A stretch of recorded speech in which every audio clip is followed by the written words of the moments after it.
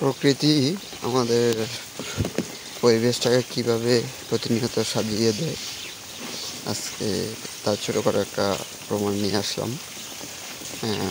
কখনো কেউ প্রজাপতির বংশবিস্তার দেখেছেন কিনা জানি না, ভিডিওতে দেখতে পাচ্ছেন খুব সুন্দর একটি প্রজাপতি। তার বংশবিস্তারের লক্ষ্যে আমার কমলা গাছটায় মুক্তোদানার মতো তার ডিমগুলো পারতেছে। এগুলো হচ্ছে প্রজাপতির ডিম, দেখতে খুবই সুন্দর।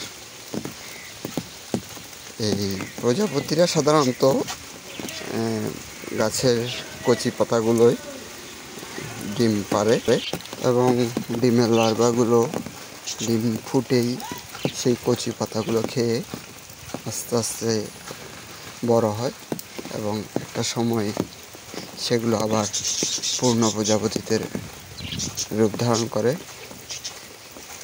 তো প্রজাপতি আমাদের পরিবেশের জন্য খুবই উপকারী একটি পতঙ্গ,